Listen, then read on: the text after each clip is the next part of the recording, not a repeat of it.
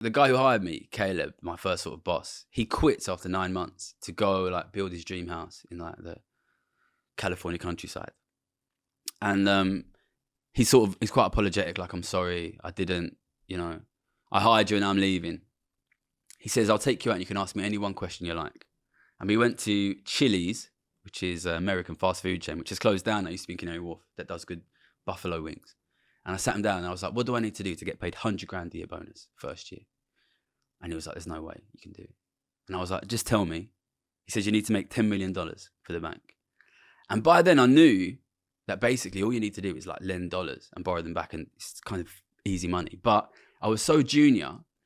The way it works on the desk is every trader is allocated the currency. And at that time, all I had was New Zealand dollar, which is a shit currency. So you can't make any money on it. And I was like, I need to put one of these big trades on. And the boss left and he was a Swiss franc trader. And when he left, like... So this is Caleb? Caleb left. He was a Swiss franc trader. And there was no boss. So I was like sitting around on the desk doing all of like the admin stuff because I had to do it because there was no boss in the interim. This new boss comes over and he was this massive, enormous, about 6'7" Canadian guy. He just walked over to me. I didn't know he was going to be the new boss.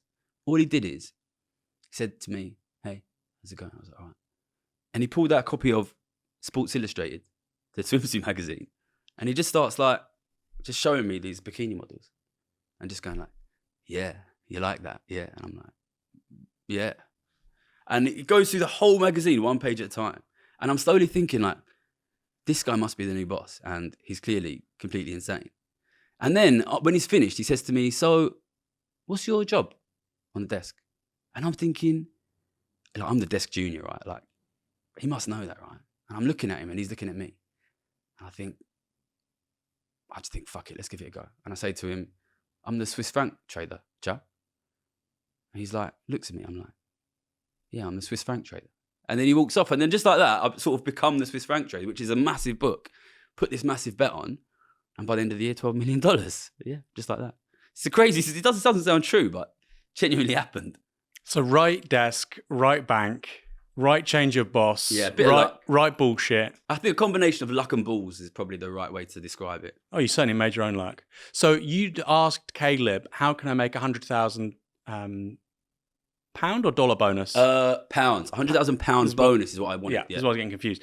So you've asked Caleb, how can I make 100,000 pounds? And you proceed to make how much of a bonus off? So he goes, you need to make $10 million for the bank. Yeah. So I made $12 million, because, you don't want to leave nothing to chance here. And then bonus day comes. And obviously I'm thinking, well, I'm going to get paid 120 grand, $10 million, 100 grand, $12 million, 120 grand.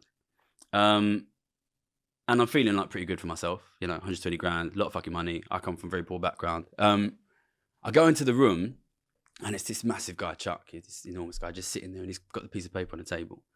And I'm looking at the piece of paper and I'm looking for like 120 grand. And there's like a load of numbers there, but this doesn't say 120 grand. So I'm a bit confused. The top number says 395,000.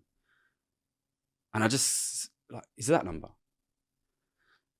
And he just starts laughing. He's like, I remember this, like, when you're writing a book, you kind of have to sort of patch memory, but I remember this like it was yesterday. I remember he starts laughing and I said, word for word, I said, wow, that's a lot of money. That's exactly what, and it's a big moment in the book and it's a big moment in my life, I think. The next thing I remember, I'm back on the desk. It's this absurd memory, but I'm sitting on the desk and I'm next to this guy, Billy, who'd become like a sort of big like mentor of mine. And I feel like I'm going to start crying on the desk. And this guy, Billy, comes around to the other side of me so the other traders can't see me. And he's like, just go outside and have a sit down. Yeah. And I think that, I've read the book like 10 times, got to do the edits. I describe it in the book as, I think that was when something inside me changed on that day, basically. Because if I'd have made 120 grand, I would have gone home, I would have told my mum, I would have told my girlfriend, I would have told my mates, I made 120 grand, I've gone to the pub, bought everyone a drink. But you make 395 grand. You come from where I'm from and you see how much, my dad works 20 grand a year, worked his fucking tits off, 20 grand a year, you know what I mean? Not just my dad, everybody's dad. And 120 grand feels like well done. 400 grand it kind of felt criminal. You know what I mean?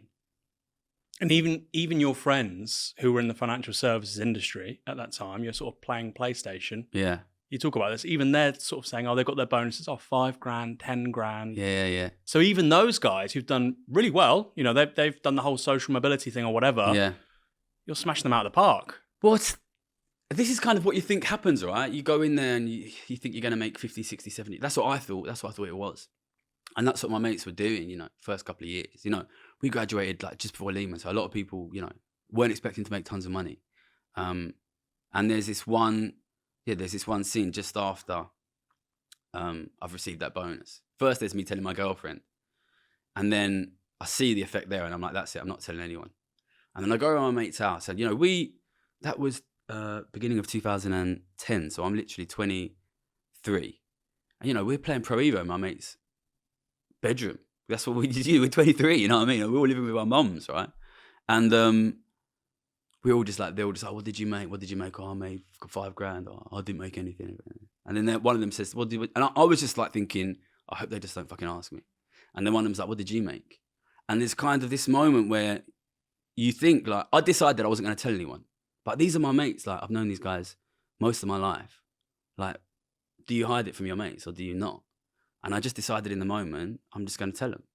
So I was like, yeah, I made 395 grand.